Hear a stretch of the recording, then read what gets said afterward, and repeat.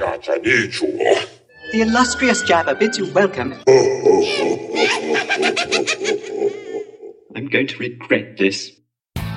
I'm Pete Mitchell. He's Peyton Jones. And this is the Church Planter Podcast, brought to you by Church Planter Magazine.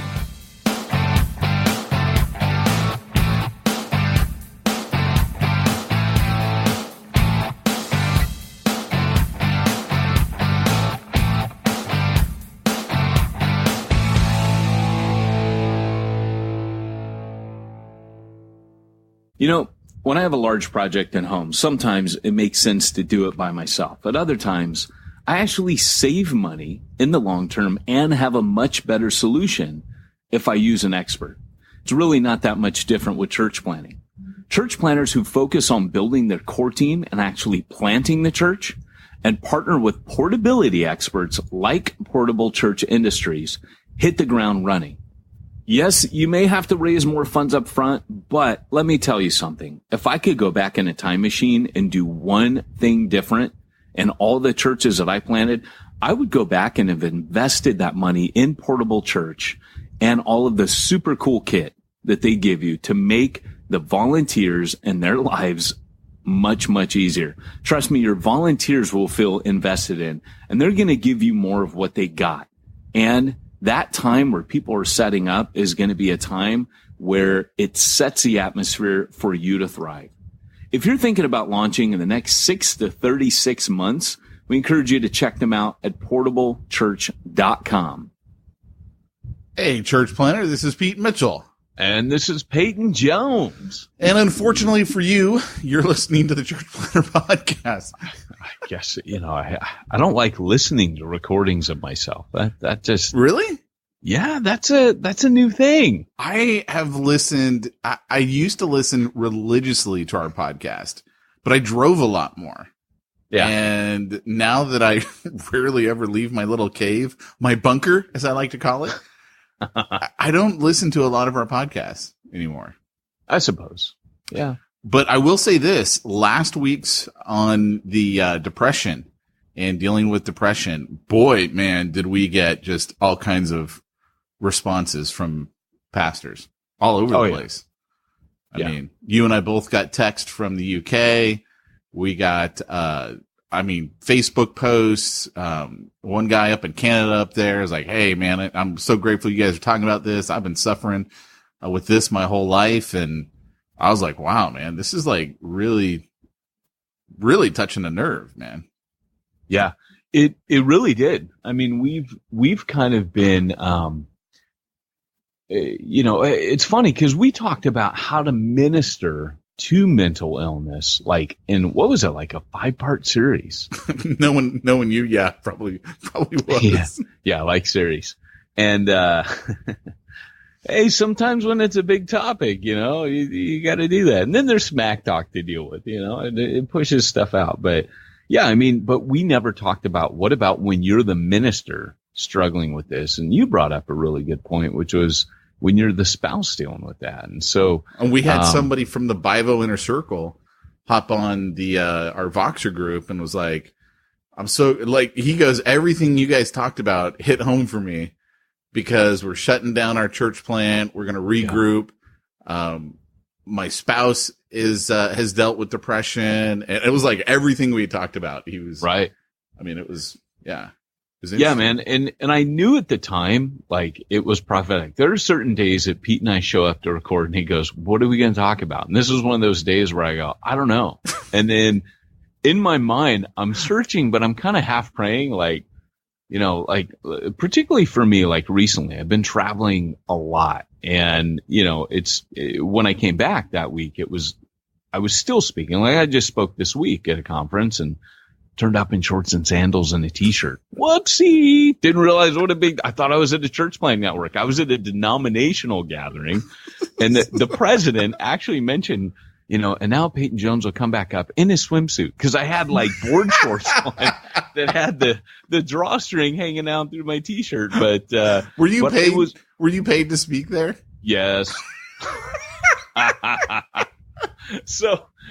So you might want to send a dress code over. Just let me know what I'm doing, because it was a buddy of mine. I know what you're thinking. I'm inviting a pastor to come speak at our denominational meeting. Of course he knows how to dress. Nope. That was what he was thinking. And I'm thinking, hey, man, this thing's in Laguna Hills. This is my buddy. He knows me. And I was literally the most there was no one as underdressed as I was the main speaker. It was reaching the unreached was the theme of the conference. It wasn't like I was just a small, like, sharing the platform with others. I was the tri-tip, baby. I wasn't the mashed potatoes. It was like, this is your conference. What I think would have been just the best ever, if people remember back to the first 100 episodes, we talked about T-shirts we would like to wear at our own conference. And one of them, Peyton was out shopping one day with Andrea, his wife, and he sees this T-shirt of Jesus riding a T-Rex. And he's like, oh, I want that. She's like, you can't get that. And he's like, it's my two favorite things, Jesus and dinosaurs. I want that. She's like, oh, that's so disrespectful. And I go, no, it's rad. And I go, hey, wait a second. New heavens, new earth, right? Like, that could be happening, right? Jesus is going to bring the dinosaurs back because dinosaurs are rad. And I still remember your line to her. You go, hey, look, when we get to heaven, if Jesus rolls up riding a T-Rex, I'm just going to look at you and wink. No, I told her, I go, I'm going to be on my T-Rex. So I'm going to wink at you and say, hey, catch you later. Me and Jesus are going to ride off together. You're going to be like, I wish I had one. And I'll be like, see? But anyways, going back to the point, what was the point? The point was that day, it just kind of popped out of my mouth. And when you brought up the spouses, the spouses that are suffering, I was like, I knew, like, there's just certain times like, okay, that's prophetic. Like, that is literally prophetic. Like, I knew, I could feel it in my bones right then. Kind of like our topic coming up, where again, the same thing. I have this thing about, I can tell when I'm in a gospel situation when someone's going to get saved. I can feel it. I just feel like there's this little thing that I can sense. Like, this person's already in the back. I sense the Holy Spirit working all around this person. The Church Planner Podcast isn't the podcast that planners deserve, but the podcast they need. Yeah, baby. I don't know who did that voice, but man, I'm telling you, that's like one of the best sound clips ever. So, we are going to get into our topic a little bit earlier than we sometimes do, because we got a lot of stuff that we're going to cover on this particular episode. And I'm going to preface it by saying this. If you're new to the Church Planner Podcast, normally we have a lot longer smack talk. It's, our chance for Peyton and I to kind of catch up in each other's lives, because we're both so busy doing all the other jazz we do. And you get to listen in, basically, is what it is. Smack talk. It's just us like, here's what's up. And, but I've had something going on in my life for the last, it's been going on longer, but really heavily for the last 4 months. And almost every day for the last 4 months, there's been another step, another thing that has transpired in this. And I'm going to talk to you guys about it. And I'm going to warn you guys right now. There are some of you who, hopefully it's been a joke. You've jokingly said, are those two guys even saved? Because of our smack talk. I still remember Stephanie saying that in the Voxer group, which was awesome. By the way, the Voxer group is, for the Bivo Inner Circle, BivoInnerCircle.com. If you've been thinking about joining the Bivo Inner Circle, I'm going to let you know right now that this is going to be your last week that you can join the Bivo Inner Circle for $197 a month. Cancel at any time. After this next week, it is going to be changing, and it will be a lot more of an investment financially on your side, and a lot more of an investment for us on our side. You'll be finding all about that when you go to BivoInnerCircle.com starting after this week. But just letting you know, if you've been like on the fence going, should I join that? Let me tell you, this is going to be your last week. So hurry up and join up. But, so anyway, the reason why we're going to jump right into this, I'm going to say some things that some of you are going to be like, is Pete saved? And I'm going to tell you right now that I'm not really concerned if you think I'm saved. I am more concerned if Jesus thinks I'm saved. And you'll understand why as we go through this, how some of the things that we're going to talk about, you're going to be like, what exactly is going on here? But, and I'm warning you, I'm giving you fair warning. So anyway, here's the deal, guys. By the way, if I could just say something. Yes. No one wonders if you're saved, Peyton. You're good. No, just to let you guys know, I don't think Pete is saved. So, hopefully that just, if you're feeling that, it's okay. You're not alone, and I'm here for you. We can talk about it. Just pray for me. I'm still working on him. I got a bad feeling about this. Wait. And the best one ever? I made my money the old-fashioned way. I got run over by a Lexus. I can honestly tell you, I am eternally grateful to Travis for sending me that sound clip. What's it from? Parks and Recreation. I never really watched the show. Yeah. So it's one of the characters on there, and I just thought it was hilarious. Well, and that just goes to show, if you guys have a sound clip that you're like, man, that needs to be on the podcast, send it in. We don't have to even know what it is to think it's funny. Which, that one's just funny. Come on. I made my money the old-fashioned way. I got run over by a Lexus. I do it to my wife in that exact voice. I'll say it to her, and she'll start laughing. She has no clue what it is. Yeah, it's pretty funny. So, all right, guys, here's the story. And Peyton, feel free to interject at any time, because Peyton's been riding shotgun throughout this whole story, and it's going to take me a while to get through it. I'm really hoping I can just kind of plow through it on this whole episode, because I don't really like the I don't like the series. I'm not the pastor. Pastors like to do series. They make their lives easier. I'm not a pastor, so just spit it out, son. This is going to be one of those where Pete talks a lot, and I'm going to be over here wishing we're on Google so I could be adding like birthday hats onto him. And remember we used to do that on our calls? We did Google Hangouts. We would do Google Hangouts, and did we ever do it to a guest? I don't remember if we did it to a guest. I think we were on once, and a guest turned up, and there's me and you with like snorkels and birthday hats and dog faces on. That was rad. It was probably Phil Yancey. Philip. We still can't get through the smack talk. Sorry. All right. It's got to bring its way back in. Scott. Oh, by the way, I saw the DeLorean yesterday. I thought that was awesome. License plate out of time. I know. It was at Disneyland in their parking lot, so I think it might have been legit. Dude, I was at Disneyland. No. Yeah, you're right. No. There's no way I was at Disneyland. I hate Disneyland. It was hot. Yeah, well, the line for the Jack Skellington haunted house was like the Black Hole of Calcutta, man. Was it? Oh, gosh. It was terrible. Interesting. Stifling hot. Interesting. Let's get down to the nitty-gritty. All right, boys and girls. So here's my story. This is going to be a story about finding God and one man's journey. And so because so much has happened over the last 4 months, some of these things that I'm going to tell you about are going to be out of sequence because I don't remember when they happened in the process. I just remember they happened. So here's the story. Here's the preface, if you will.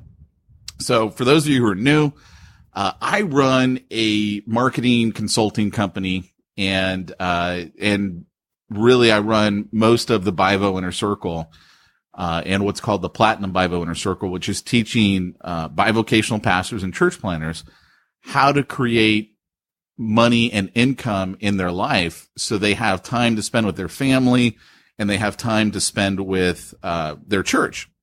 And that's really hard when you're working at Starbucks making, essentially minimum wage. I mean, it's better than minimum wage, but it's not for most areas that you live in.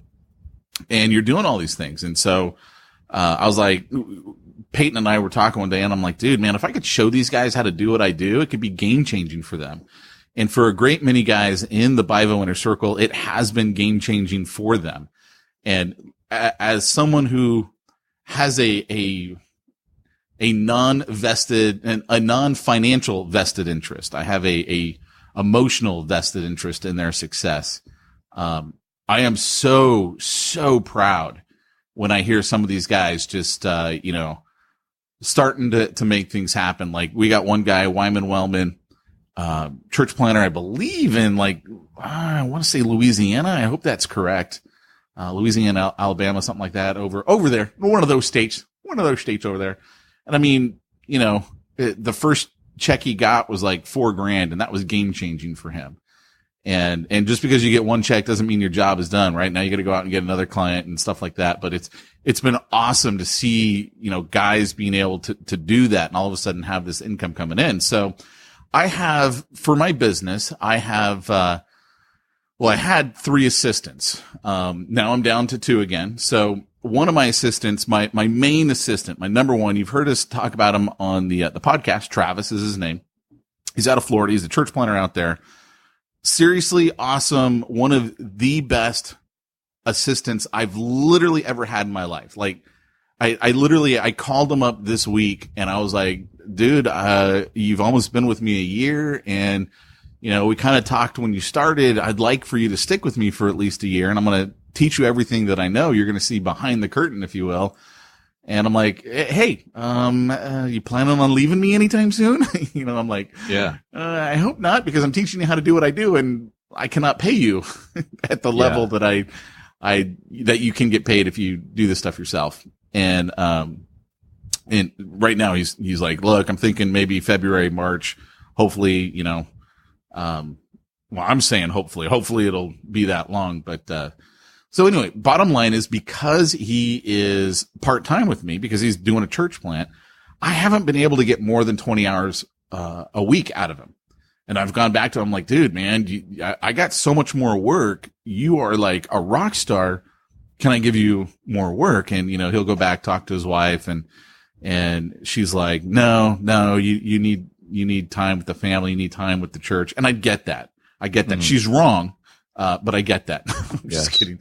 Just go to her and say, we want to buy Travis. I do. We want to own him. We would like to purchase him. I told him, I go, move to California. I have a job waiting for you. Yeah. We need church plants out here. Come out here.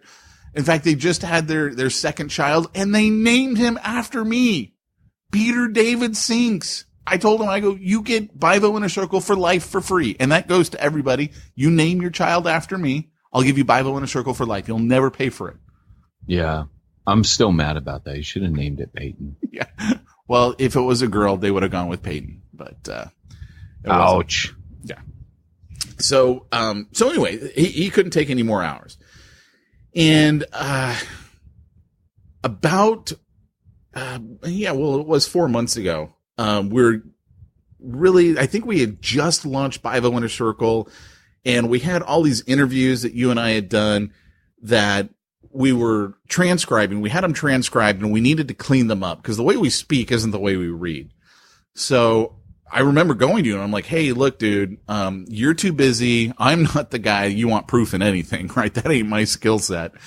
I can't ask Travis to do this. I already got too much work on him. I'm like, hey, do you mind if we hire my buddy to review these transcripts and clean them all up and, make them read right? And I go, but I got to warn you, he's not a Christian. He's not saved. So I'm going to, even if we hire him, I'm going to need you to go back through and review the transcripts to make sure that he didn't change anything that shouldn't be changed, because it's not his first language, right? These terms that we use, it's not his first language, right? So, you're like, no, that's totally cool. Let's do it. Let's go for it. And incidentally, I was like, man, you know what? I totally need an assistant too. I need someone who can physically work here in my office, because I got too much stuff that needs to be done. Here's his backstory. I'm going to tell you his name. His name is Wayne. Wayne is a good friend of mine. I've known him since 2005, and most of the time I've worked for him. A couple of projects we've partnered on, and he is a very analytical, anal type person, right? Everything's got to be in its place. One of the reasons why he's really good at proof and stuff is because that's kind of the eagle eye that he looks at everything, the complete opposite of me. In fact, I learned that I don't like working for him because he's too anal And I'm like, 2, not. Like, if you know the disc test, he has to be like 100 C, which is, you know, the very analytical, you know, guy. And I got to have like, in fact, I know what mine is on the C on the disc test. I'm like a 30, which is like near the bottom, right?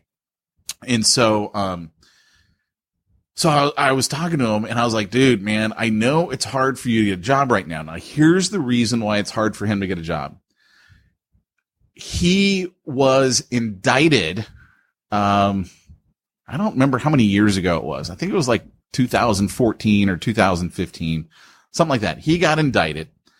And the trial hadn't started yet. I mean, it's like 2 years after he'd been indicted. But he was facing some serious jail time. And without going into all the details on that side of things, here's what I'm going to tell you. And this is something that he won't tell you, not publicly, and there's reasons for it. But I will tell you this. I happen to know from firsthand experience, and I'll explain why I've got this firsthand experience. He's an innocent man. 100% he's innocent. He being under indictment, you know, he could still get work, but last year he had to take a plea agreement and basically say that he was guilty. And in doing so, he would get, basically, he's going to go to jail for about 2 years. But I know what most people are thinking. They're thinking only guilty people plead guilty, and it's not the case. Innocent guys who are 56 years old, have a 12-year-old kid, a 23-year-old daughter, a wife, they will plead guilty if it means I'm going to jail for 2 years, when there's about a 95% chance that if I don't plead guilty, I'm going to go to jail for 20 years because I'm going to lose at trial. And that was the situation he was faced with. It's like, I either plead guilty, go to jail for 2 years, or I'm probably going to go to jail for what could be the rest of my life, and certainly ruin the life of my 12-year-old son, my 23-year-old daughter, my wife. I mean, you know, their lives are just going to be in shambles forever after this. So I know that's really hard for people to believe. I can honestly say the reason why I know he's an innocent man is I literally worked at this company that he was at, that the FTC has said, you know, this company was defrauding people. Not the case. They were totally legit. In fact, there's a huge backstory on it that we don't need to get into. He was an employee. He wasn't an owner of the company. He was an employee of the company. He worked for an attorney. The attorney was the owner. There was another guy who was also an owner. And that was who they were really after. But they took, these 3 guys are all going to jail now. They all took plea deals, and, he was the employee. The other guy was the attorney owner. It was a law firm. They were doing loan modifications. And those companies, I don't know if you guys remember back in the day, but when everyone was losing their homes, everyone hated loan modification companies because they're still losing their homes. And anyone who's gone through that, I mean, I've gone through foreclosure and all that stuff. You're not a happy camper. And, so I don't want to get into all that because that's not really germane to this, but I remember last year, you know, I got contacted by his attorney's, what do you call him? Investigator.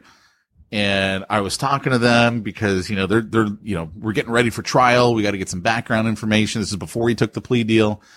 And, you know, cause I would probably have to go to court and be a character witness and say what I saw, which was these guys were doing legit work. I mean, they were literally saving people's homes from foreclosure, totally saving them from foreclosure. And so, you know, I'm talking, so I'm like following, you know, what's going on in the news. He's been a good friend. He literally sold me the house that I live in. He did he was the real estate agent. He handled my mortgage. I mean, I know this guy, right? I know him really well. We've been friends for years. Like I said, we've been business partners. I've worked for him. And I always assumed he was an atheist because anytime we'd have religious talks, he came across to me as an atheist. Now, you come and work for me at this point in my life. I co-host the Church Planner podcast. I help produce Hardcore Church Planning podcast. I don't co-host that anymore. I publish the Church Planner magazine, and I run the Bivo Inner Circle, right? I mean, I'm like steeped in everything religious. And so, I mean, if you come to work for me, you're going to hear about this stuff, right? And so we have, over the last 4 months, had incredible conversations about God and seeing his journey and finding his way back to God. And that's kind of what we're going to talk about on today's podcast. Is I kind of want to dig into this because I think there's a lot of lessons here that a lot of people can benefit from hearing when it comes to sharing the gospel with people. So that's the setup, if you will. Did I miss anything on that, Peyton? Do you think I've set it up properly? Yeah, no, it's exactly what it is. So anyway. And you told me all this, like you would have for sure told me, if like, hey man, no, he was kind of doing something. It's everything that you told me up front. But I mean, and the reason why he'll never claim he's innocent, because that actually is going to hurt his reputation, right? Like when he gets out, you can't go, but I was falsely imprisoned. No one's going to believe you. Yeah. And I remember you kind of approaching me and saying, hey, you told me like, hey, he's at a bad place in life. And I feel like we ought to help him out, like it was very much like, and I remember you saying, I would, if I were in the same situation, I want someone to do that for me. And I don't know if you felt he would or not, but, it was just the Lord in it. I could sense it when you talked to me and said, hey, would you be cool if we took him on? And, it was just kind of one of those like, yeah, I feel the Lord in this. I think it's good. So he can't get a job. Like once you've pled guilty, you're not getting a job. No one is going to hire you as a felon, which actually brings up, for me, I'm looking at it from a ministry side going, okay, we as a church, we need to figure something out here. Like I know there's great organizations. What's that guy Colson's organization? Yeah, Charles Colson, yeah. That does prison ministry. And I'm like, we got to do something because no wonder so many of these guys go back to jail. They can't get a job. How can you get a job? Like if I have the choice to hire a felon or a non-felon, why would I hire the felon? Well, it's funny because this is one of the reasons that when everybody makes Walmart the devil, I have a fondness in my heart for Walmart because I'm like, they're like the only major corporation I know that says, well, how are you? Okay. It's minimum wage, but you can't get anything else. That's it. And I'm like, you know what? They're doing their part on hiring. That's a big risk to a company to do that. And yet they are willing to give those guys a step up. Yeah.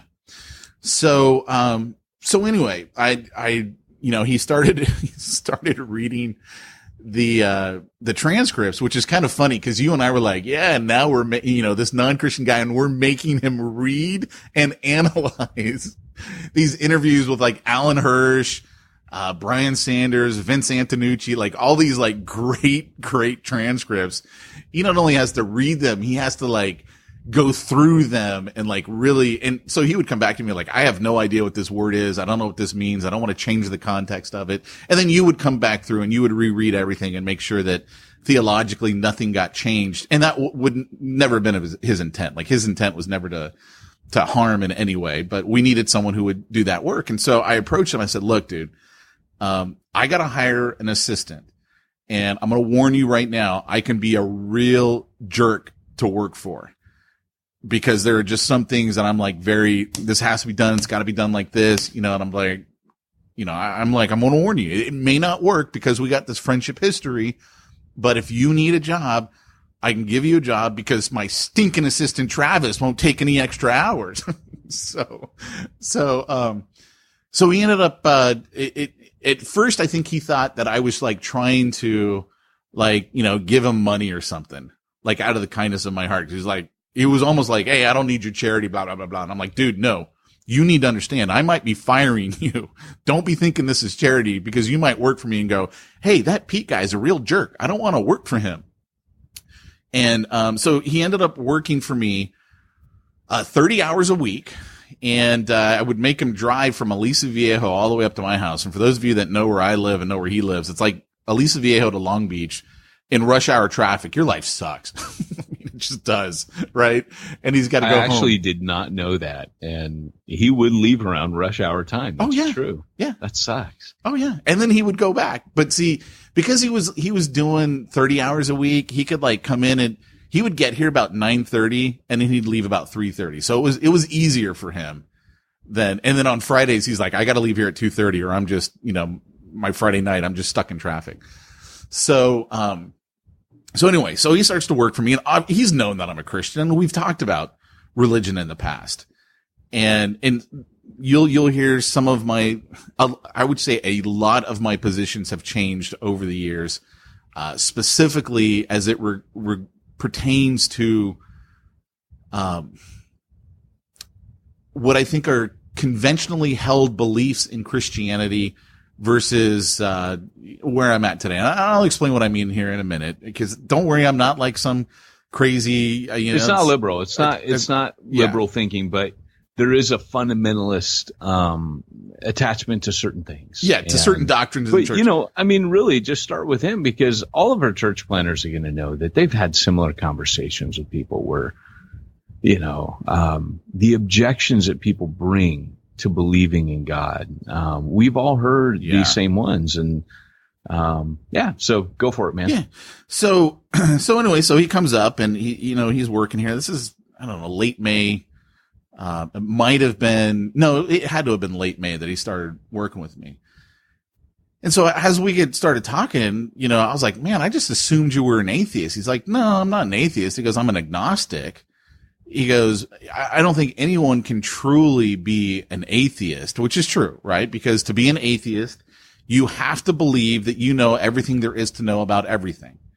Because if you admit that your knowledge is limited, that our knowledge of the universe is limited, that we don't know everything, then you have to admit outside of what you know, there's a possibility that there's a God.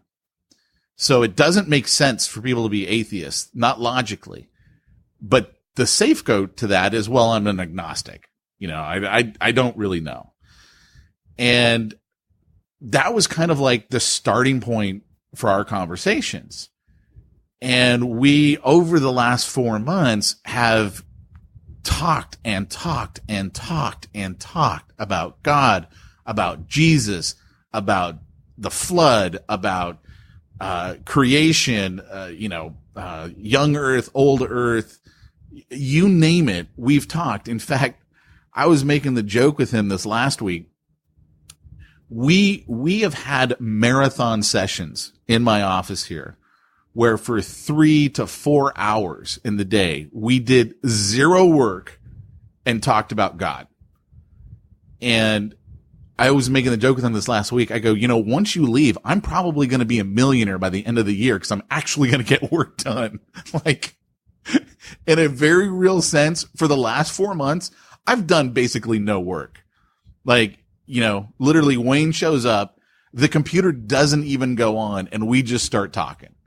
And it's not always about God. It's about life. It's about everything that's going on. So here's the setting.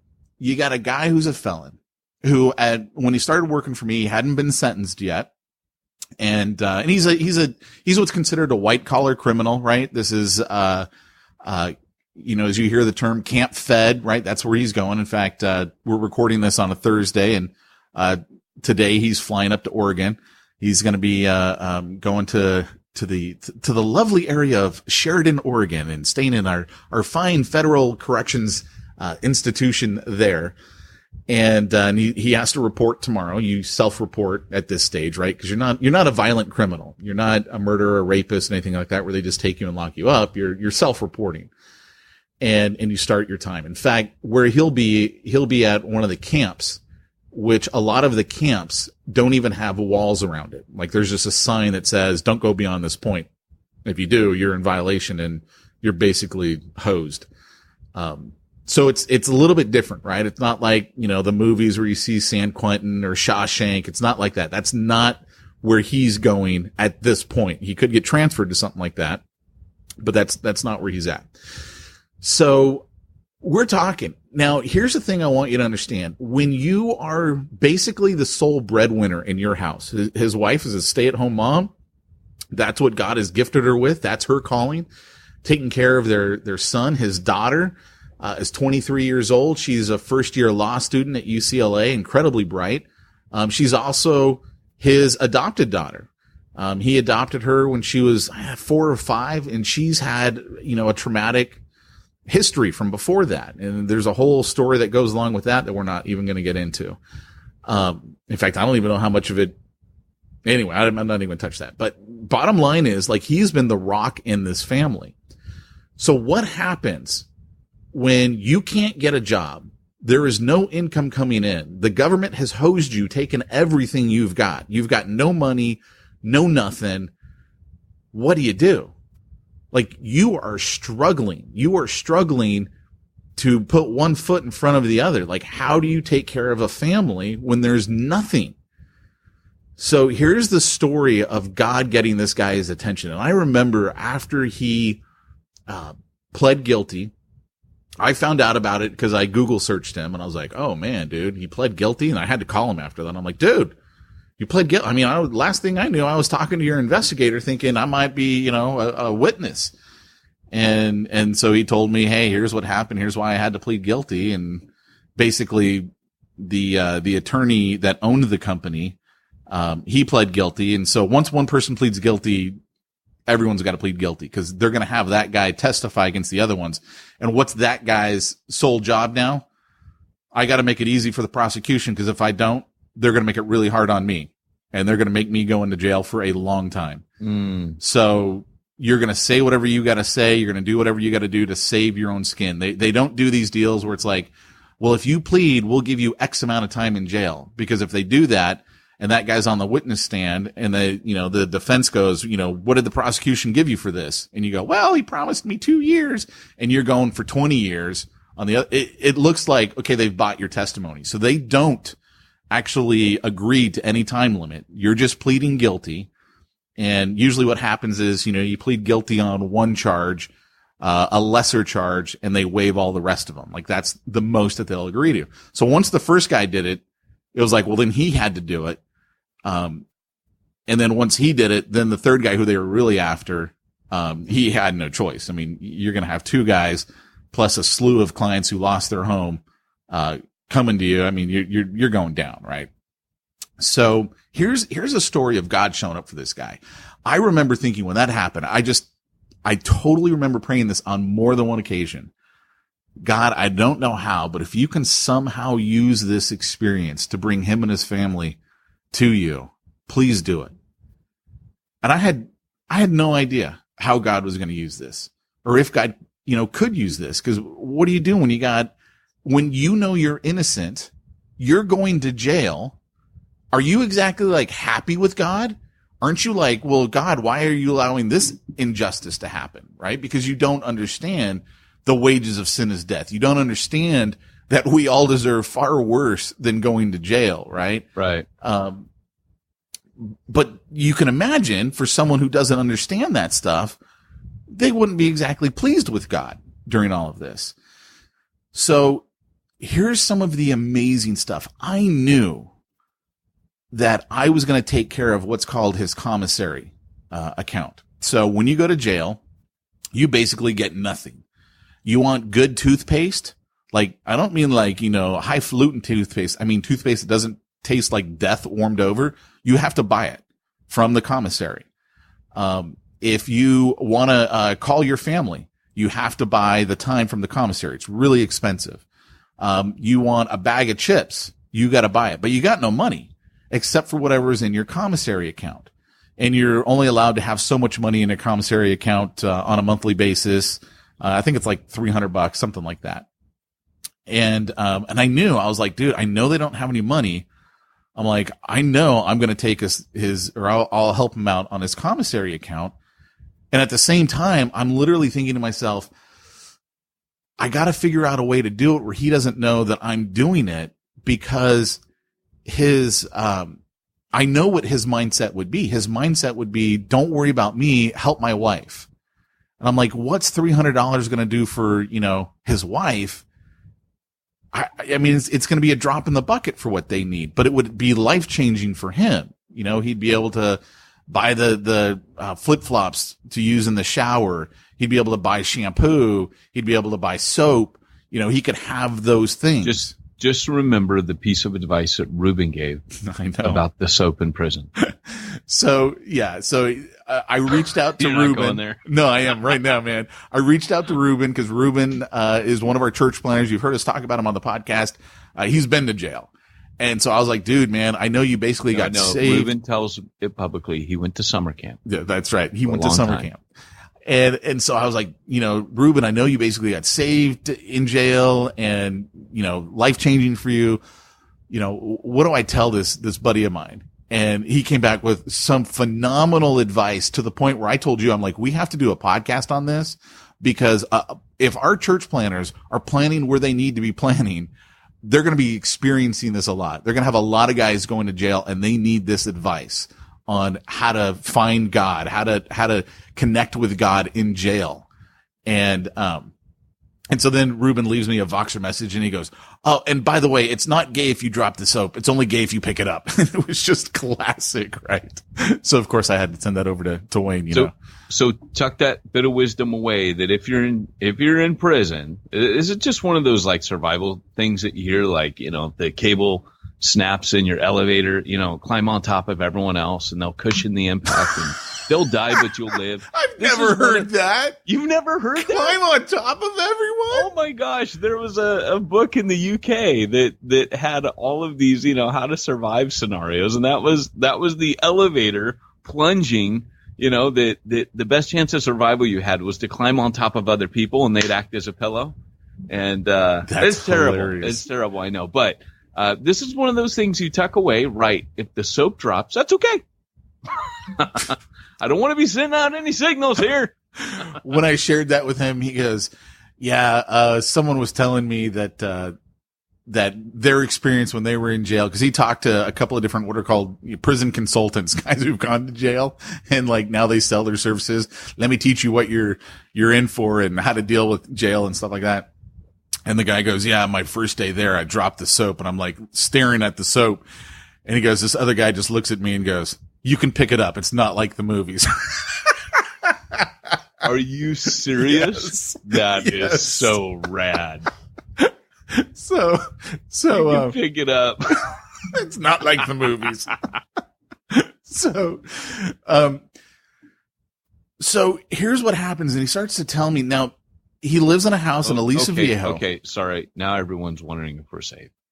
Believe me, I'm in with you. Thanks, Pete. Where I go in this me. conversation, you might be wondering that. So he lives in Aliso Viejo. Lived in this house for like, I don't know, 15, 20 years, something like that. And he can't afford the mortgage, right? He can't afford anything because he's got no money. And now here's the thing that I think is amazing. He is more of a Christian than most Christians are. And here's what I mean by that. His neighbor on the side of him for like the last, I don't know, 5-10 years, every week he and his wife have done her grocery shopping because she's very sick. And they've been more of a neighbor than most Christians are. Like, I don't even know my neighbors. Literally, I don't know who they are. One of them, I've lived here for 12 years. I've never met them. And, you know, they just like, they take care of people in their neighborhood. They're just, you know, this is who we are. This is what we do. Well, it turns out that lady is, very, very Christian, very, very devout. And she's known the whole story. I mean, he's never hidden anything about, you know, what he's going through. And he was just talking to her and he's like, yeah, look, the loan modification just came through for our home, but it's $3,000 a month. We don't have $3,000. I mean, you know, so we're kind of looking at where are we going to move to? Is there someone's room we can rent? You know, is there family we can go stay with? What can we do? And for her, that was devastating because she's like, you guys have done so much for me over the years.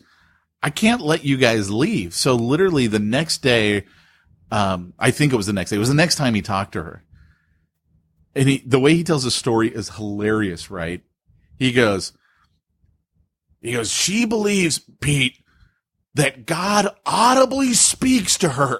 Like, you just got to imagine this, right? He's like, and then he realized he's talking to me, a really religious guy, and he's probably like, well, I don't know, maybe this is normal for these crazy religious guys.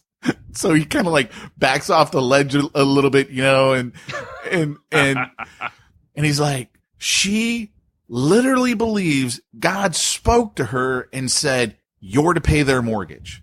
So apparently she's really well off and doesn't have family or kids or anything like that. And so he goes, she insisted. She goes, I can't let you say no because God literally told me to pay your mortgage.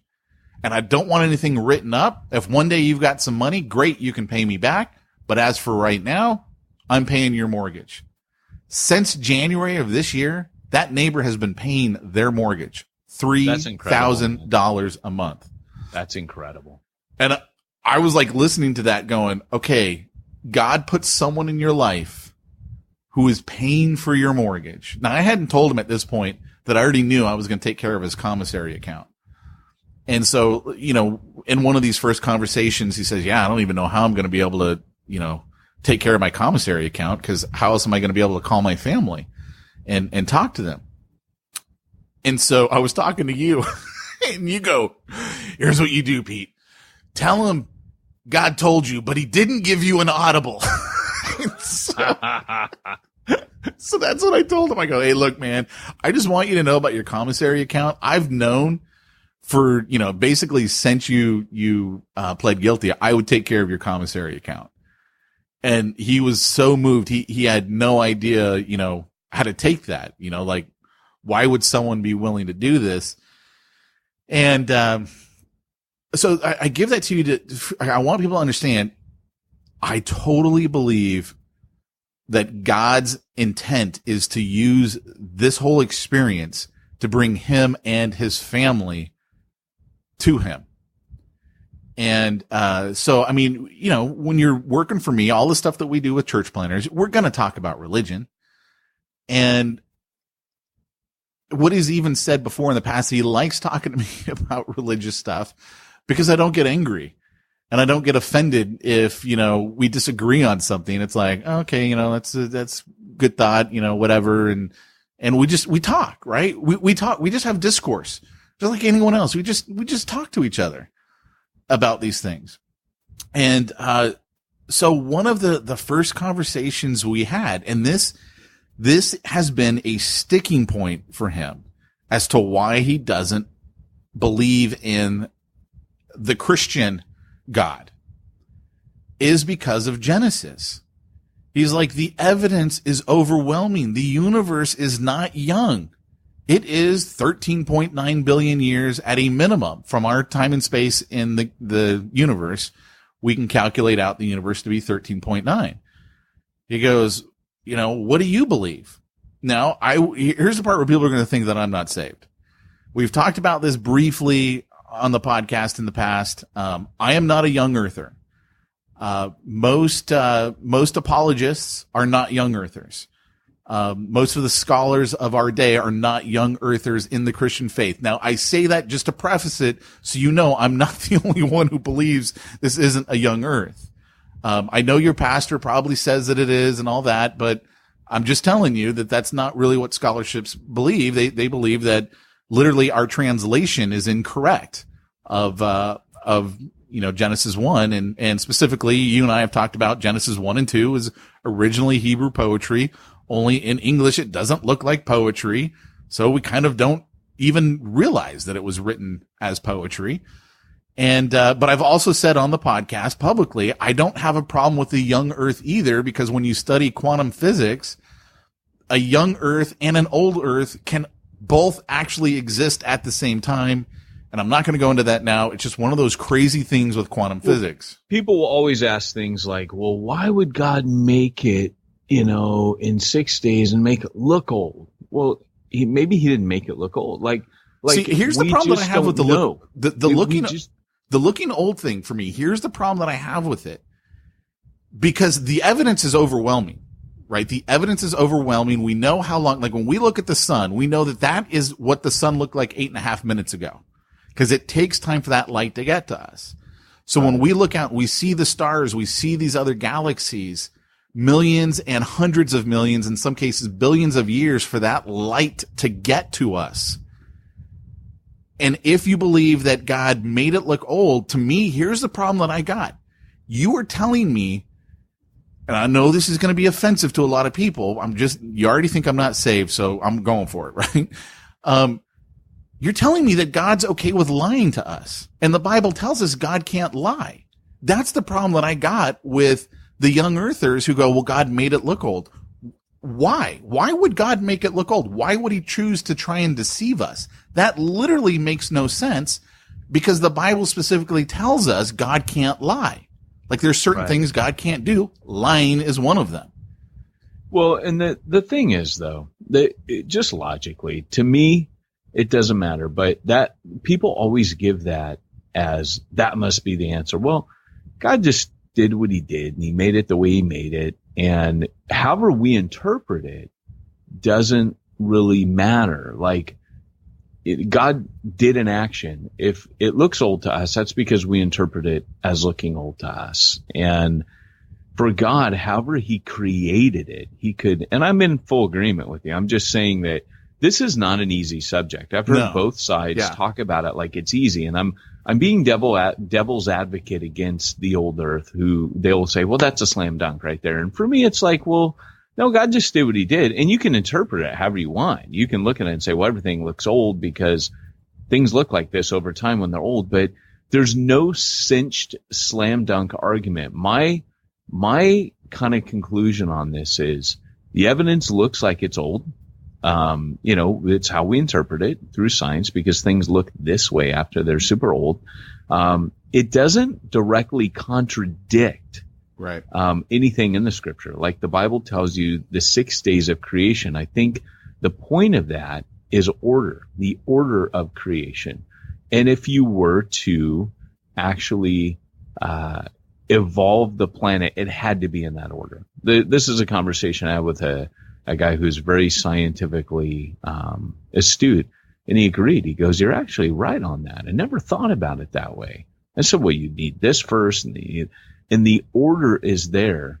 And 6 days could be 6 days of punctuated equilibrium, which is something that evolution believes, that at a certain stage. Now, all of this would be, obviously for me, I don't care how it got here. I don't care if that was the process. I don't care if it wasn't.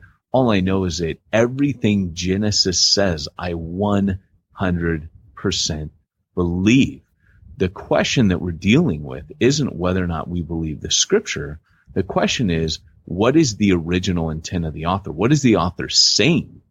And in many cases, interpretation is very tricky, because when the whole conversation about reading Genesis in this way came about, it was a reaction to Darwinism, which was stripping God out. So then suddenly scholars came to the the quote unquote defense of the Bible and started arguing 6 literal days. Whereas when you go back and read the Old Testament, which by the way is an interesting argument, because when you don't even have the earth, how are you calculating time? Like, it doesn't make logical sense. Well, that's it. That's the argument, is at least by day 4, like day 1, 2, and 3, the earth, moon, and stars weren't given for us to regulate a calendar. So a day might have even been billions of years on day 1, 2, and 3, even if you're holding to the strictest definition. And so, we look at it, because when it says, and there was evening and morning the first day, you don't have planets on the first 3 days to determine morning and evening. So what does that mean? Well, you're dealing with something that's put in poetic form, and it was a memory tool and all of those things. And I believe everything it says is true. Right. But the question is, how are we interpreting it? And this isn't, anyone who knows me knows that I will never bow to what is popular or accepted. If I feel God is saying something, I'm going to side with God over everybody else.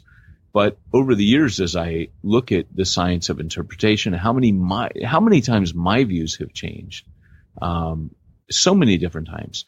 It's hermeneutics is what I'm more fascinated with, is pulling back and going, like for example, why is there an account of Genesis in chapter 1, then another account that retells it in chapter 2? Well, the author was doing something there. So what was he saying there? These are the things that I study a little bit more. But again, it comes back to an idea of we're dealing with how have we interpreted what God is saying. And rather than being reactionary from a 19th century Victorian understanding of what Darwin was saying and how to counteract that, go back to the ancient Hebrew commentaries like the Midrash and other things that actually say, it's funny because when you start studying this, you realize that the old rabbis used to actually play around with this. These are guys that would die for the scripture and its inspiration and infallibility. And even they, way back then, the Jewish Pharisees, I mean, not the Pharisees, the Jewish scholars and rabbis that are well noted were saying things like Hillel and others saying, this God may have done it this way. And there wasn't the reaction against Darwin. They were playing with this stuff way back then. Yeah. Because there's nothing directly in the text that would and the interesting thing is, and I think you hit on it. Like, I don't personally have a problem with a young earth or an old earth. If I had to side with one, I'd probably go, look, I believe more in an old earth, but I don't have a problem with either one. And because to me, it's not a salvation issue. It's not clear cut, because if it was, it would take up way more than like a couple of verses, right? It would be like, let me explain to you how everything was done. In fact, I read one apologist and he goes, what you got to understand about our universe, why did God make the universe so big? And part of that is, well, if God just made a sun, an earth, and maybe a moon, you would be going, well, how are we here? Like, you wouldn't even understand it. But because of the universe that we have, how big it is, how old it is, because of that, we've got things like the Kalam cosmological argument, where we can actually prove there has to be a God. There has to be one, because something came from nothing. And we know that scientifically in what is commonly referred to as the Big Bang. Something came from essentially nothing. How does that happen? Because there has to be a God. Somebody outside of the universe, uncaused himself, had to cause it. And I thought that was an interesting point of, why didn't God just make a sun, earth, and a moon? Because then you couldn't even prove that there was a God. You'd be like, I don't know how everything's here. It just is here. One of the things that always, and I know this is a whole nother topic, but I always like to bring up math to people. Why does math exist? Because people will be like, oh, but you're saying there's only one way and this and that. And I'm like, but there is only, that's hardwired into the fabric of our universe, that like mathematics, 2 + 2 always equals 4. It never equals 5. It never equals 3. Math is there. Math and quantum physics, it could, just saying. Well, no, but honestly now, math is but again, why do we have this understanding? Why do we have these rules? There's an order to the universe. Even when people talk about evolution, I have read Dawkins. I've watched. And by the way, guys, I'm not saying I believe in evolution. No, we're just literally talking about the formation. The age of the earth. And that's, I think, a common problem that people have is they immediately tie the two together and go, well, I don't believe in evolution, therefore it can't be an old earth. Yeah. That's the point I'm making, is when I'm talking to people about Jesus, I don't care about any of that. Right. And I don't worry. And you and I made the joke about, I was talking, recently with someone who was like, I can't be a Christian because I believe in, I believe the stuff about Genesis is rubbish. And this is someone who was walking hardcore with Jesus. And I knew him when he was young. He was in my youth group. And I told him, I laughed. And I said, you mean to tell me you think when you get to heaven, Jesus is going to check you at the door and say, I'm sorry, I can't let you in. You believe the gospel, but you don't believe in a young earth. So, I'm sorry, you can't come in. And I know we'll have some listeners who are like, dude, you guys are traitors, this and that. We're not. What we're saying is when you're preaching the gospel to somebody, this stuff doesn't matter, right? Like, you're talking about someone who has no other cosmological worldview to even even to build with. Yeah. Just let them have it. Like, who cares? Well, and that was my whole point, was at this stage in my life, because I remember years ago we had that conversation, and at that point years ago I was a young earther, and like he couldn't get over that, right? You know, I can't believe in this Christian God because the evidence is overwhelming. It's not a young earth. So my point in all of that was, look, at this point in my life, one, I 100% don't give a rip, right? Young earth, short earth. What does that have to do with me? Nothing, right? I wasn't there for it. I didn't see it. I don't know what the story is. And I also don't really care. I do believe in the Bible 100%. I'm not convinced that our translation of some of the words are 100% accurate. And I'm not convinced that our interpretation of what is being said there is 100% accurate. But I also don't really care because it's not a salvation issue. And one of the things that I kept coming back to him, I mean, over and over and over again, is I go, the reason why I can believe in the Bible is because of the evidence for Jesus. And I can believe in Jesus, and I can believe he is God with skin on. And he came down here, he died on a cross, and he was resurrected. I can believe that because of the overwhelming evidence outside of just the biblical recordings of it. Right. Because of that, I look at that and I go, a God that is that powerful and willing to do that, do I think he can make sure that the rest of the Bible isn't jacked up? I can't. Yep. And that's why I believe the rest of the Bible, because I believe, and over again, I kept coming back to that. So anyway, that was a big thing, but that started us down the path of, okay, well, maybe, you know, this thing is legit. And I mean, we talked about, aliens, right? I don't have a problem with there being aliens. And I know a lot of Christians are like, no, there's no other creatures in the universe. I don't know. You don't know either. We already know that there are angels and demons. So we already know there are things outside of just what's on our planet. So I don't have a problem with there being aliens. And my point to him was, I go, I think it's entirely possible that God, you know, kind of uses our planet as a look at what happens when you don't follow what I tell you to do. Look at what sin is. I mean, you want to know, there it is. Because I remember having this discussion in high school, and this one guy was like, yeah, you know, the reason why I don't believe in aliens is because Jesus would have to die more than once. And it says Jesus died once for all blah, blah, blah. And I'm like, well, you're assuming that other species would fall. And we don't know that. I mean, but I'm not saying I do believe in aliens. I'm just saying I don't have a problem with it. Right. Same. And you know, part of the conversations that we talk about, in fact, can I say this? C.S. Lewis, you can go there.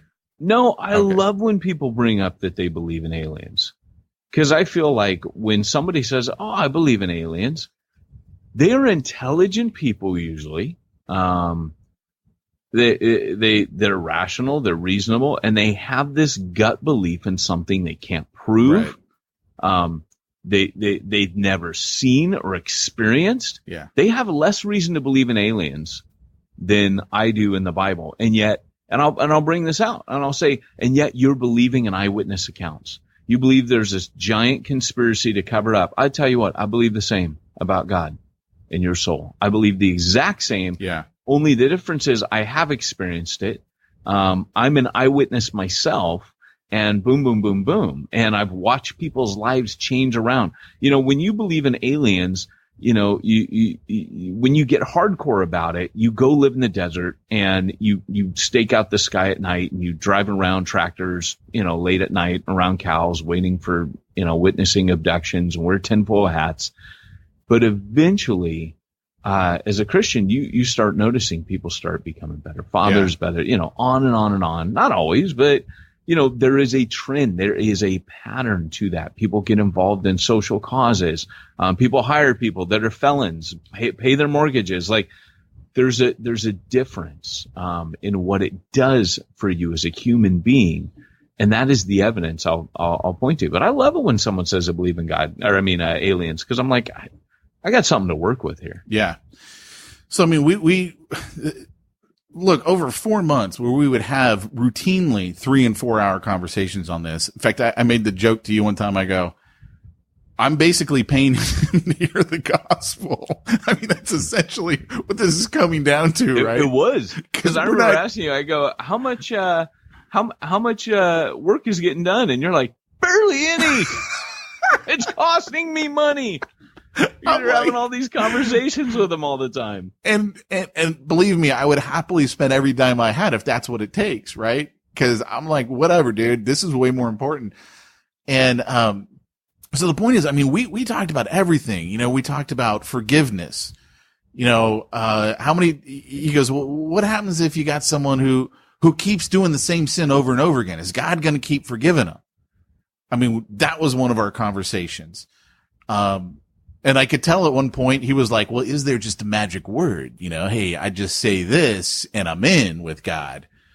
And so, you know, I had to explain the 70 times 7. And I go, but I think part of what your question is there a magic thing? I go, what God is always looking at is the heart.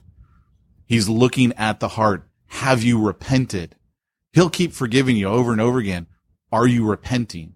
Or are you like, hey, I'm just going to say these magic words and I'm good with God? I'm like, that's not cool with God. That's not what God's after. He's not after lip service. You know, what was the verse I just read? I desire mercy, not sacrifice. Like he's after the heart. That's what he's after. And I could just see things are starting to click. Things are starting to change. He's starting to get it, right? And, you know, we went over Jesus, the evidence for Jesus. The evidence in the apostles' lives. You know, they go from our guy just died to, oh my gosh, this is legit. And I'm willing to die for him. What would cause someone to go through that? Like they had to have seen something. You know, over 500 people witnessed Jesus. And Paul even points to, hey, go talk to these guys. They're still alive. Go talk to them. I'm like, you know, something had happened. And so, you know, I could see this change shifting, and I'll share this one conversation with you. It was at night. He wasn't there. You know, I'm sitting in my movie room chair, and I remember just thinking, God, do you really love me personally? Like, how can you love me? 7 billion people on the planet. How can you love me? And literally the next day, what's our conversation? Okay, Pete. So there's a God. You've convinced me there's a God. But we're like ants to him, right? Look at how big the universe is. 7 billion people on the planet. We're like ants to him. What do we care if we squish an ant? We don't. I can't believe in a personal God. Why would there be a personal God? It doesn't make any sense to me. And I just remember we just started talking about this. And one of the key things that this was the line that I felt God gave me at the end of, you know, the summary, probably known us. It was probably 3 hours later, 2 hours later, whatever it was. I was like, I totally agree. We are like ants to God. But that's kind of the cool thing, because he still does care about us personally, even though we're no different than ants. I mean, we are, but we're not, you know. But I mean, because we went over man's created in the likeness of God.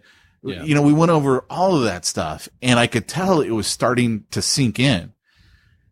And probably about a month ago, the beginning of September, we're talking, and he says, and I made some, you know, we're talking about something. I said, oh, you know, he said the sinner's prayer, blah, blah, blah, blah. You know, went on with, I think. And he kind of circles back around to it, and he goes, what's that sinner's prayer? And I go, well, that's just what we call it. You know, when someone basically says, God, I've screwed up, save me, I believe in you, blah, blah, blah. And it kind of pauses, and I don't remember if it was, you know, right then that he says this, but it was within, you know, a couple of minutes of this. He goes, you know, I said that prayer when I was a kid. And I'm just sitting in my chair, and I'm like, wow, man, that's cool. That's awesome. And then he says something that was like the mic drop moment. He goes, I also said that same thing a couple of weeks ago. And I was just like, I'm literally fighting the tears back, right? Because I am like, I cannot believe you just said that. I can't believe we've gone from, I don't know if there's a God, all the way through. Yeah. And you know what? I can't believe in the God of the Bible to, yeah. I said that prayer a couple of weeks ago, which was not, and I knew this was not, it was not like, hey, look, and now I immediately believe everything, because we still struggle through things. And I was thinking that. We still, because even after that, he's like, I still got a problem with the personal God. And I kept coming back and I go, well, look, there's no way God is going to come down here, be born, live a life, suffer like he did, and die if he's not a personal God. Right. Why would he do that? Like, that doesn't even make any sense. Why would you do that? Why would you go through all of that? And he's like, yeah, you're right. So I brought up, Dave Ferguson's book, Finding Your Way Back to God. And so we've kind of used that as a term, and because the way Dave Ferguson refers to that, it's not like if you were a Christian, you left and you come back. He's referring finding your way back to God, like all of us are trying to find our way back to God. Yeah, we've interviewed Dave on that book, by the way, and it is dynamite. I think it's one of the most helpful books written in the last 5 years, because it's written to unbelievers. It hit the bestseller. I think it was New York Times. It hit that list, or one of those. But definitely, guys, if you're looking for a book to give someone, consider that book. I mean, my mentor used to write books for brand new believers because there were none. There's not enough books like this for people outside the faith. That, like, honestly, enough people aren't writing books to them to help move them over the line. Yeah. So anyway, guys, I know we're kind of over our time, and I'll just hit on some of the highlights, man. So, just great conversation after great conversation after great conversation. So then he says to me, and to me, this was like a mic drop moment, because I was kind of like, is he saying this stuff because he works for me, and this is what I do? There's all these thoughts in the back of my head, because I'm like, dude, I always thought you were an atheist. I mean, I've known you for 12 years, and now all of a sudden you're like, yeah, and I said that, but he even didn't say it like that. But I got like all these thoughts going around in my head, like, is this legit? What's up? And so he didn't say it like Gabby Hayes off of an old Western. Why, yes, Pilgrim, I did say that. That just was the sense he gave me just then. So we're talking, and he goes, yeah, his son's name is Phoenix. His son is 12. And he goes, yeah, I was talking to Phoenix the other day, and I was like, well, you might want to start, rethinking this whole God issue. I mean, there might actually be a God. And I was like, dude, you actually said that to your son? I was like, okay, you don't start talking to other people about it unless you really are thinking these things in your head. And I'm like, wow, dude. And I remember, because I called you, I'm like, dude, he's witnessing to other people and he doesn't even know it, right? Like, I was like, this is awesome. And isn't that cool? That's the way it should be, though, is that you're just really, you're just doing it, man. You're just talking. Like, it's not, I'm going to go witness now. You're just talking. Yeah. As a human being. And that's the best kind of witnessing, right? So there. Like a week or two ago, I just said, hey, so, what does your wife think about this journey you're on? Cause I'm curious, right? Boom. Another mic drop moment. He goes, it's interesting you bring that up. I mean, obviously she knows what you and I have been talking about. I talk to her about all this stuff all the time. And, because of their financial situation, and he's going to jail, and she, mom needs money, right? So her mom, they're thinking about having her move into the house. So that way they can get a little bit of money from her, and that'll help. And, which, by the way, if you're looking for a room to rent in Aliso Viejo and you're a woman or know a woman, I know a great house that you can rent a room. There's just a mom and a 12-year-old boy living there. Got to be a woman though. And so anyway, he goes, Christine's his wife name. He goes, Christine was talking to her mom, and she said, look, just so you know, I'm thinking about converting to Christianity. And her mom's a Buddhist. And she goes, and if I do that, if I convert to Christianity, then that's my choice. None of this Buddhism business. I'm going to Christianity. And I was like, whoa, dude. You know, even the wife is coming on board. And he goes, yeah, and it's not because of me and what I've been saying to her. It's because of the neighbor that's been paying the $3,000 a month mortgage. Their conversations that have been going on. And I'm like, dude, this really is God working on this family. What I've been praying for the last year, this is God showing up. So this last Sunday is his last Sunday here for the next couple of years. His daughter comes down from UCLA and he goes, yeah, the last hour she's crying as you would expect. And he goes, and I said some stuff to her that I never thought I would say. I just said, you know what? I'm thinking, he goes, you know what? You might want to start thinking about taking care of yourself spiritually. And he goes, we've never had that conversation. Now, him and his daughter are really close. They talk about everything. They talk about boys, sex. I mean, she's this really attractive Asian girl. And I mean, he's like, let me tell you what boys are thinking when they see you. And you need to understand this stuff's, you know, this is what's going on. And then he said, you know, maybe you should talk to your friend so-and-so. One of her friends recently became a Christian and like has been blowing up her Facebook feed with, you know, praise God this, praise God that, blah, blah, blah. And he's like, you know, maybe you should go talk to her. And he goes, I honestly can't even believe I had that conversation with her. And I just looked at him and I go, it's because it's becoming more real for you. And the more real it becomes for you, the more you want those you love to also know who God is. I go, that's what's going on right now. And he's like, yeah, I guess you're right. And, but I mean, there are so many stories like that. And I know we're way over on the podcast time, but for me, I felt so honored to be a part of this journey, and his journey's not over, right? So guys, please pray for his family. His journey's not over by any means. And, you know, now he's in jail for 2 years. In fact, here's the funny thing. And, this is how raw this is, right? You and I talked about this week. So I bought him a Bible. I was like, dude, I guess I better buy him a Bible, right? Cause, you know, he doesn't have one. I don't know if he does or not.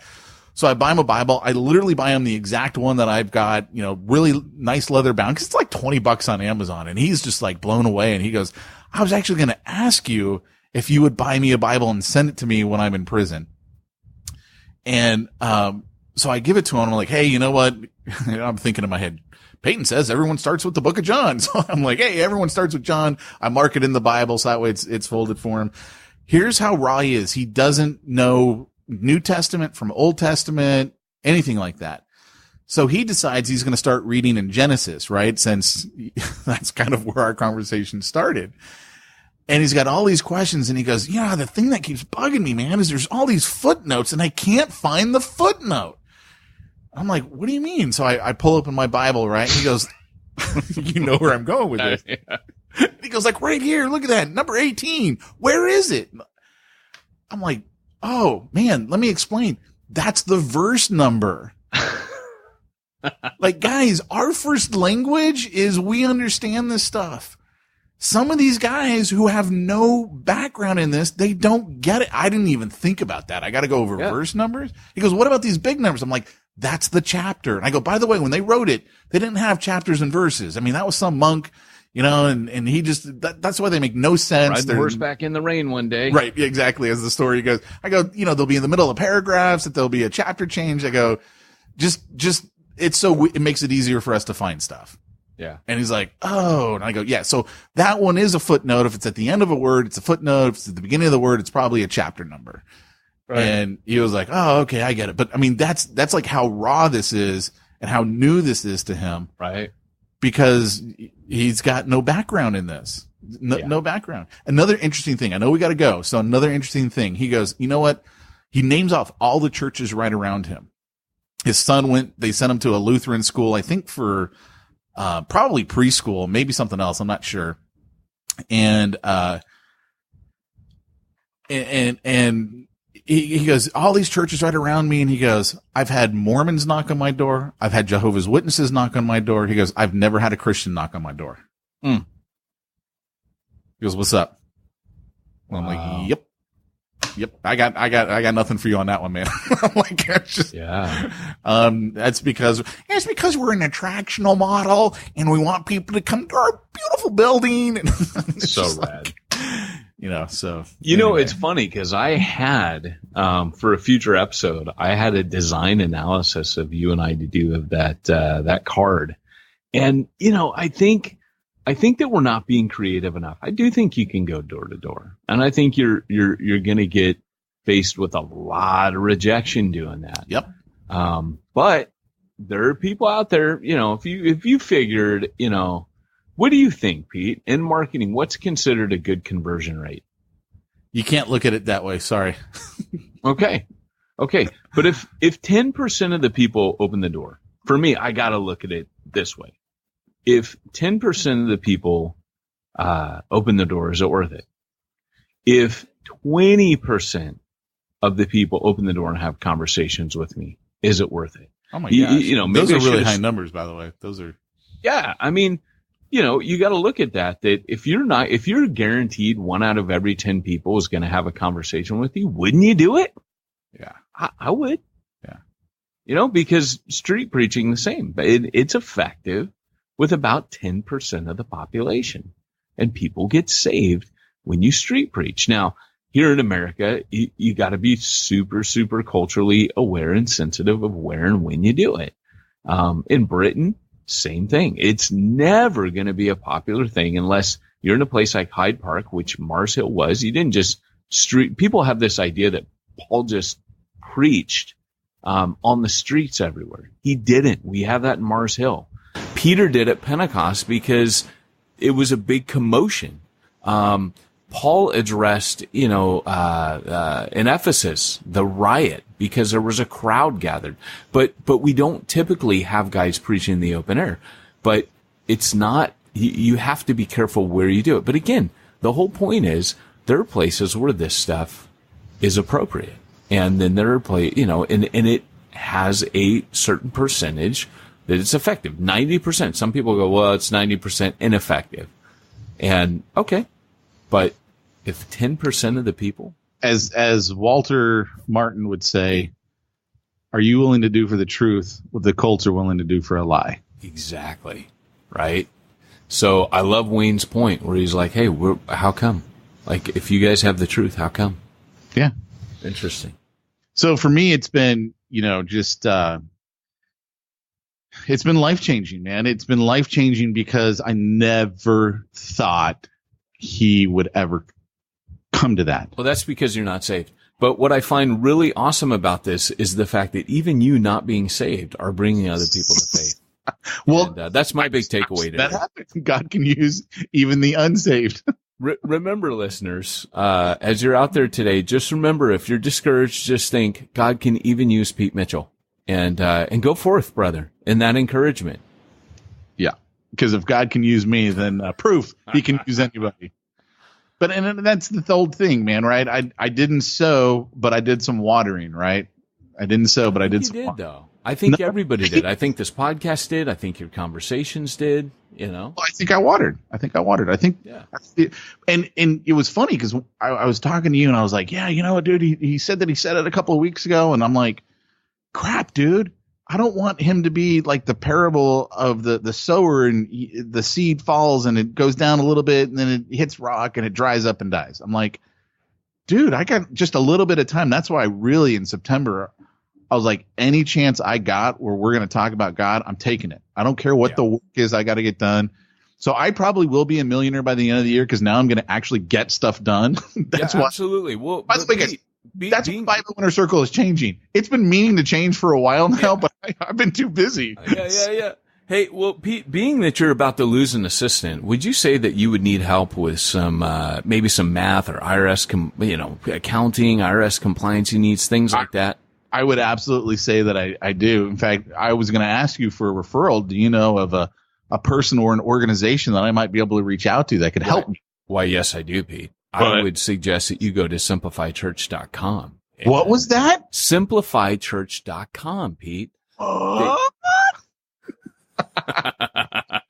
Go to them Josh, Henry, Tom, Pete, and Peyton sent you, and they will help your church plant get up and running for a small fee because they're church planners. They know you're not made of money. They're going to help you do your accounting, help track your donors, all that kind of stuff, and keep your IRS compliant. SimplifiedChurch.com. Well, guys. Yeah. Sorry. You snapped to attention like a naughty school kid.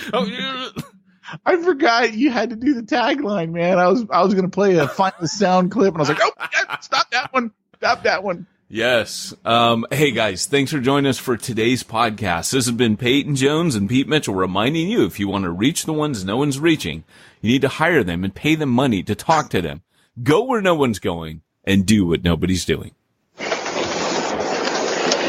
Walk on the road. Walk right side, safe.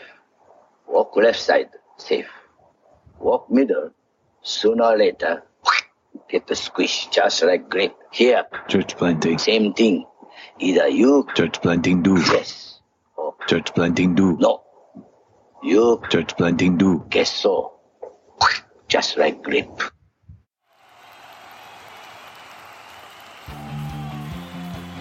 Thanks for joining us for another weekly episode of the Church Planter Podcast with Pete Mitchell and Peyton Jones.